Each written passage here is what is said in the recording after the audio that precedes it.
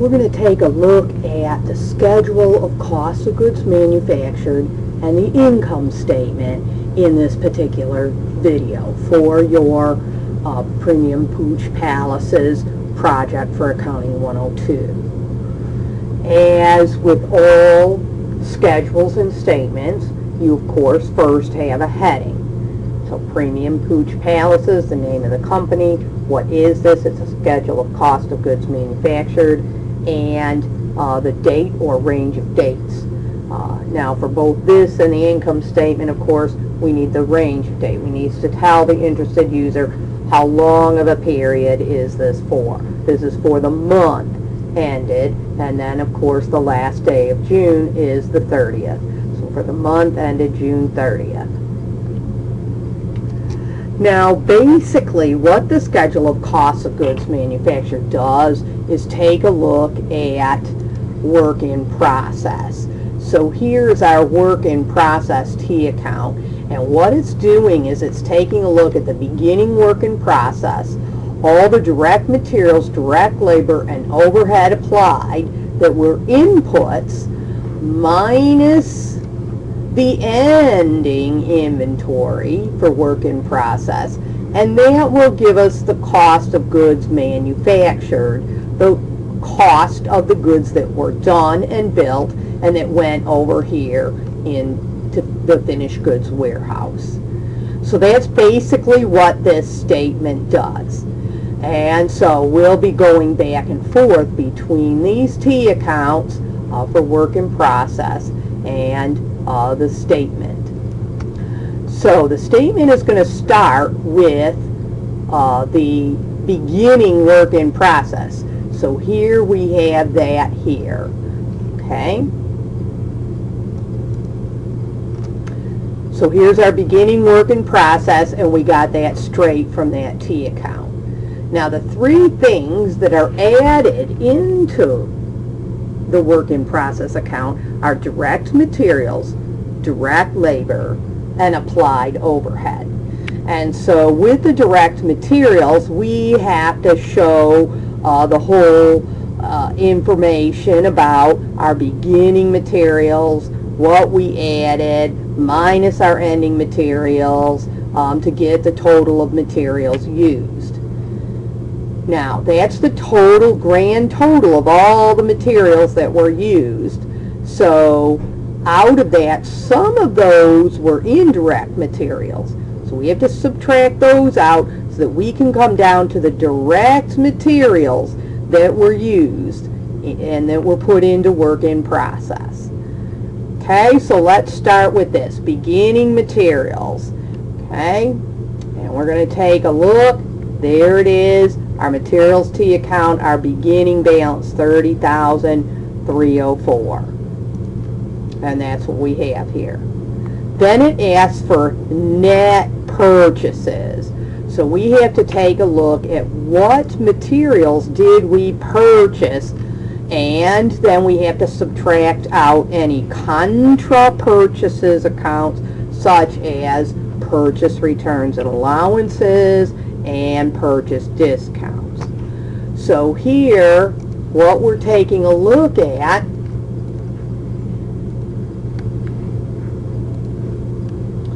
are these purchases here. Those are our gross purchases.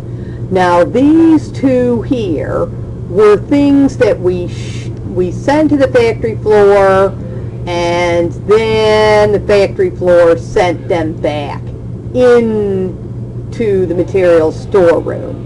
So that's where that comes from, and it's the same with this. These were not purchases. Those purchases are already part of either these 4 purchases or most likely part of this 30,000. So they were not new purchases. They're only in there because they were returned from the factory floor back into the material storeroom. Our actual purchases is right here, these numbers here.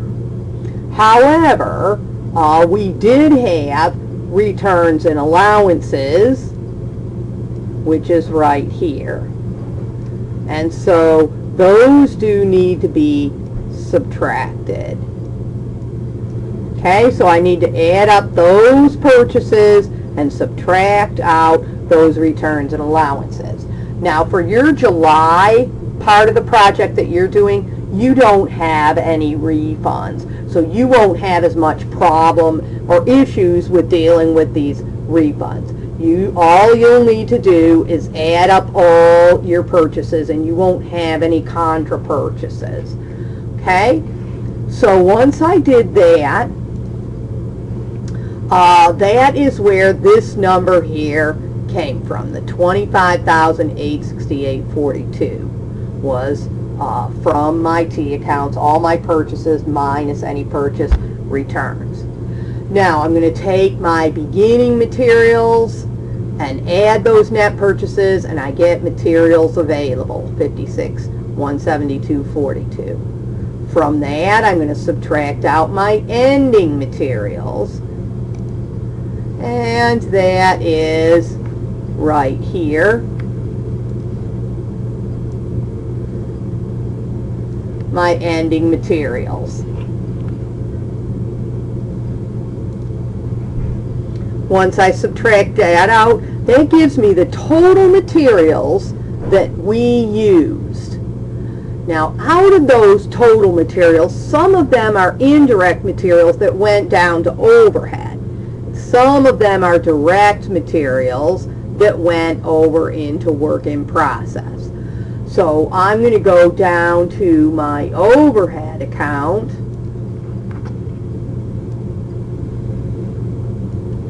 and I'm going to take a look at all the indirect materials and add those up and then subtract that out from the total materials.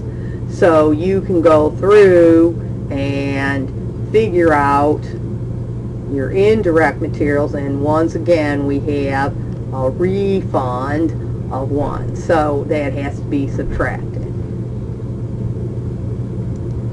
Okay, so I come up with $3,095.60 as my indirect materials that were actually used, that I'm going to subtract out of the total materials that were used, so that what's left over is the direct materials that were used. And those are the ones, of course, that went to the jobs in work in process.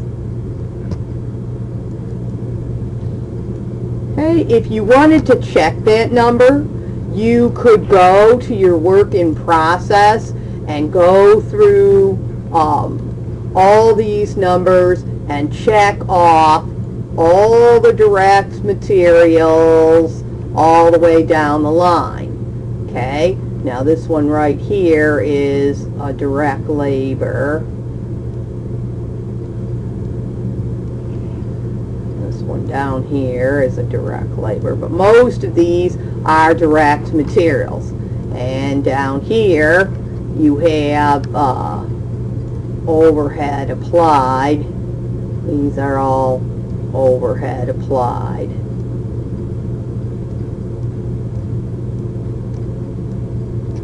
Okay, so all these other numbers that aren't direct labor or overhead applied are direct materials. And then you have to, this was a return, you'd have to subtract that. And you should come up with that same number that we have here, the 17,352.50. That should jive with that. So if it doesn't, then you've got something wrong in here. Because once you add and subtract these, you should get the number that represents the direct materials that you put in to work in process. And once again, you will not have to worry about any returns in July. Okay, now, so that's our direct materials that went into work in process. Now we need the direct labor. That's a lot easier to do, and we don't have a big bunch of work that we have to do for that. Here's our labor clearing account. All we need to worry about is which ones of these numbers were direct labor. Well, that was this one and this one, which once again I have here listed this 10,592 and this 18,095. Okay, and so those two numbers are direct labor. The other two numbers that were used of labor were indirect, and so they went down here to overhead. But all we need is the direct labor one. So we're going to add those two numbers up, and that's where this 28,687 number comes from. Then we need to add the overhead applied. This is not the overhead, actual overhead, which is in your overhead analysis sheet. This is the overhead that we applied to the jobs. Okay, the total that we applied to the jobs. And so that is all of these down here. This is all overhead applied, which matches this overhead applied here in work in process. So you're going to add all those numbers up, and that gives you your overhead that you applied.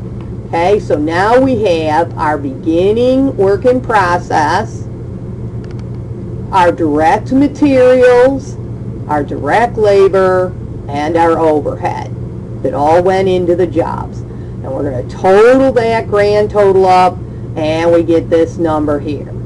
Then I'm going to subtract out my ending work in process, which came from right here.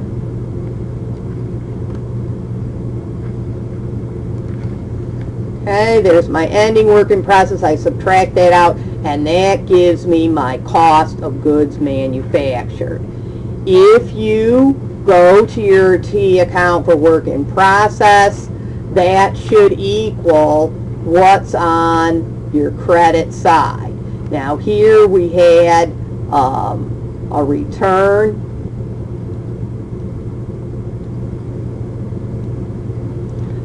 So we're going to disregard that. But these other two numbers were actually the costs of jobs that were completed, cost of goods manufactured. So if I add those two numbers together, that's my check figure. That's the number that I should come down to. And it does match. So I get $26,598.46. Now we can go on to the income statement. So once again, we have our heading, then we have our labels, revenues. Here's our net sales. That came straight off of our T account page for sales. Do recall, when you look at your T accounts, on all of these materials, work in process, finished goods, labor is of course 0, and overhead, you're going to take these ending balances from June, and those will be the beginning balances for July. However, the cost of goods sold account is an expense, and so this 36,419.96 is going to be closed out at the end of June in a closing entry. And so the beginning of July will be a 0, just the same as is in the beginning of June. Sales, we don't even have a T account here. We just add the sales up for that month. So this 64,000 is not going forward as any kind of beginning balance. Sales is a revenue account. It also gets closed out at the end of June.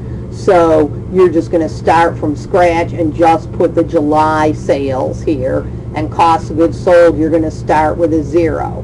All the rest of these accounts are assets, and so you're going to take the ending balance from June, and that will be the beginning balance for July. Okay, so we take our net sales for the month, and now we have to subtract out the cost of goods sold. So I'm starting with my beginning finished goods inventory, and that's straight from the T account, the beginning inventory, the beginning of the month. I'm going to add the cost of goods manufactured. Where did that come from? That came from the schedule we just got done with, 26,598.46. Okay, and I put that there. Okay, and so that's the cost of all the goods that were available for sale. We have the cost of the goods that we had made before that are sitting in the warehouse. Now we have the cost of the goods that we built this month, which had just got to the warehouse.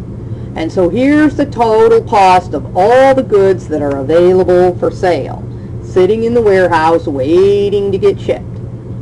Then I'm going to subtract out the ending finished goods inventory, the cost of all the goods that did not get shipped this month, okay, that are still sitting there. And I get that also. Here's my finished goods. There's the ending inventory here. So what are we looking at here? We're looking for the cost of goods sold. We're looking at this beginning finished goods inventory plus any inputs minus the ending inventory will give us this here, which of course matches what we put into cost of goods sold. Okay. Alright, so our cost of goods sold is $36,419.96. Does that match what we have for cost of goods sold? $36,419.96. Okay, so we do match. Okay, if yours doesn't match, then you've got a problem. You've got probably something wrong in this finished goods inventory. Maybe you're using the wrong cost of goods manufactured or whatever, and you need to go back and fix it. Alright, so we know that net sales minus our cost of goods sold gives us gross profit. So the $64,000 minus the $36,000, $28,107.54. That's our gross profit. From there, we're going to subtract out our operating expenses. We have selling expenses and general administrative expenses, and you were told what these are in your narrative. So we just list those, we add them up together, our total operating expenses here, and we're going to subtract that from our gross profit to get our net income. If we had any other revenues or expenses, then we would not call this $5,007 net income. We would call it operating income or income from operations. Then we would go ahead and add any other revenue or subtract any other expenses such as interest expense and then come down to net income. But here we're trying to keep it simple, so we're just subtracting our operating expenses. We don't have any other revenues or expenses, and so this $5,007 is not only our operating income, but it is also our net income.